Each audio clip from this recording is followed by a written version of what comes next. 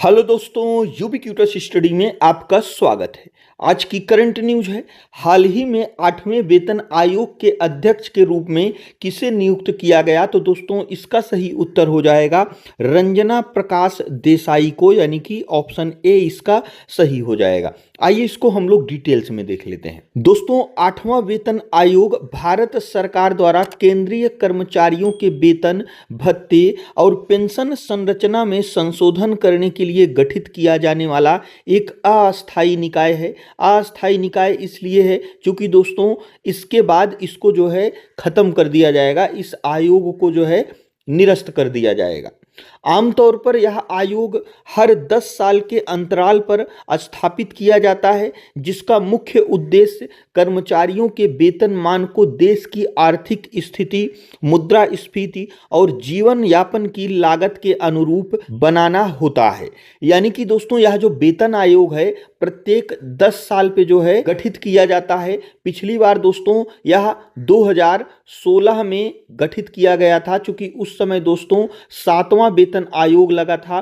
चूंकि दोस्तों धीरे धीरे महंगाई बढ़ती रहती है, इसीलिए 10 साल के बाद जो कर्मचारियों का बेसिक होता है, जैसे अगर हम अभी केंद्रीय कर्मचारियों की जो सबसे कम बेसिक होती है वह 18,000 है, यानी कि इसके नीचे कोई बेसिक नहीं है। तो दोस्तों अब क्या है, इस 8वें वेतन आयोग के आ जाने के बाद महंगाई वगैरह को मिला लिया जाएगा, तो इस जो बेसिक है वह 18,000 से और बढ़ जाएगी। इसी प्रकार से दोस्तों अलग अलग बेसिक होती है, हर लेवल की बेसिक अलग अलग होती है। तो इसको हमने लेवल 1 को एक एग्जाम्पल के तौर पे आप लोगों को समझाया है। और दोस्तों इस 8वें वेतन आयोग से संबंधित कुछ प्रमुख बिंदु हैं, हम उसके बारे में अगर चर्चा करें तो अगर हम इसके उद्देश्य की बात करें तो आयोग का मुख्य कार्य केंद्रीय सरकारी कर्मचारियों और पेंशन भोगियों के मौजूदा वेतन, भत्ते और पेंशन की समीक्षा करना और उनमें सुधार के लिए सिफारिशें प्रस्तुत करना है। यानी कि दोस्तों यह जो 8वां वेतन आयोग है यह केवल केंद्रीय सरकारी कर्मचारियों के लिए ही है। लेकिन दोस्तों भारत में प्रत्येक राज्य जब केंद्रीय कर्मचारियों के वेतन में 8वां वेतन लग जाएगा तो उसके आधार पर सारे राज्य भी अपने कर्मचारियों को उनके हिसाब से जो है वो भी अपनी जो है सैलरी बढ़ाएंगे। इसी प्रकार से अगर हम गठन और अध्यक्षता की बात करें तो केंद्र सरकार ने हाल ही में 8वें वेतन आयोग के सेवा शर्तों को मंजूरी दी है। सुप्रीम कोर्ट की पूर्व न्यायाधीश रंजना प्रकाश देसाई को आयोग का अध्यक्ष नियुक्त किया गया है। आयोग में एक अध्यक्ष, एक अंशकालिक सदस्य और एक सदस्य सचिव शामिल होंगे, यानी कि कुल मिलाकर इसमें जो है 3 सदस्यीय समितियां है। अगर हम इसमें समय सीमा की बात करें तो आयोग को अपने गठन की तारीख से 18 महीने के भीतर अपनी रिपोर्ट सरकार को सौंपनी होगी। अगर हम प्रभावी तिथि की बात करें तो आयोग की सिफारिशें आमतौर पर पिछली तारीख से लागू होती हैं।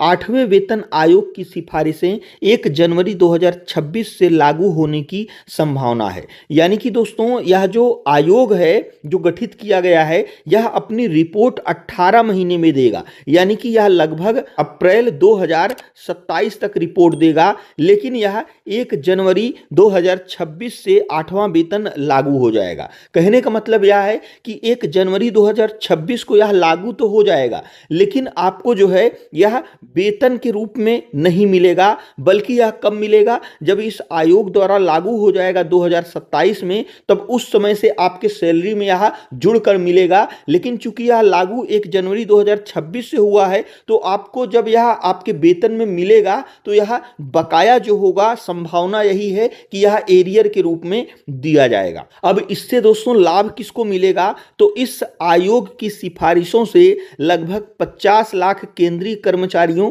और 69 लाख पेंशन भोगियों को सीधा लाभ मिलने की उम्मीद है। यानी कि वर्तमान में जो भी कर्मचारी हैं केंद्रीय कर्मचारी 50 लाख, और इसी के साथ साथ जो पेंशन पा रहे हैं उनको भी इसका जो है लाभ मिलेगा। इसके पहले भी हम आपको बता चुके हैं कि यह जो 8वां वेतन आयोग है यह केंद्रीय कर्मचारियों के लिए है, लेकिन जब यह वेतन आयोग लागू हो जाएगा तो सारी राज्य सरकारें भी इसके आधार पर अपने यहां लागू कर देंगी।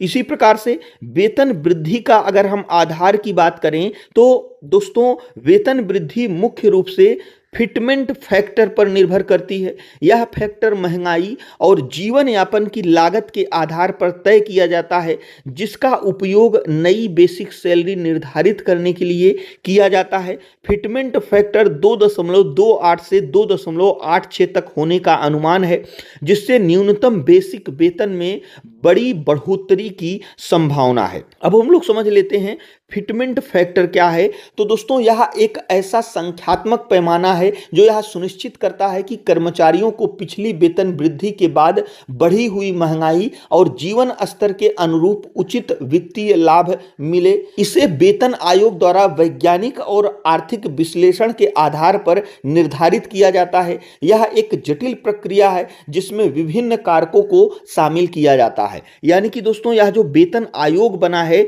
इसके द्वारा एक फिटमेंट फैक्टर जो है निर्धारित करेगा। जैसे इसमें दोस्तों 2.28 से 2.86 फिटमेंट फैक्टर आने की संभावना है। तो यदि अगर हम एग्जाम्पल के तौर पर मान लेते हैं कि 2.86 अगर फिटमेंट फैक्टर आ गया तो इसमें जो बेसिक है, बेसिक मान के चलिए जैसे 18,000 रुपए है, तो इसमें दोस्तों गुणा कर दिया जाएगा, फिर इसका जो है आंसर आ जाएगा 51,480। यानी कि इस वेतन आयोग के आ जाने के बाद अगर फिटमेंट फैक्टर 2.86 तक होगा तो दोस्तों उस समय जो है सबसे कम जो बेसिक सैलरी हो जाएगी वह 51,480 हो जाएगी। इसी के साथ दोस्तों यह आयोग केंद्रीय कर्मचारियों के लिए एक महत्वपूर्ण घटनाक्रम है जो उनके वित्तीय भविष्य और क्रय शक्ति को सुनिश्चित करने में मदद करता है। इसी के साथ यह हमारा आज का करंट अफेयर्स था। जो हमारा आज का क्वेश्चन है वह है वर्ष 2025 का सखारोव पुरस्कार यानी कि Sakharov prize for freedom of thought किन व्यक्तियों को प्रदान किया गया, तो इसमें से कौन सा ऑप्शन सही है हमें कमेंट बॉक्स में जरूर बताइएगा। और दोस्तों यदि वीडियो यूजफुल लगा हो तो हमारे चैनल को जरूर सब्सक्राइब करिएगा। और दोस्तों वीडियो देखने के लिए आपका बहुत बहुत धन्यवाद।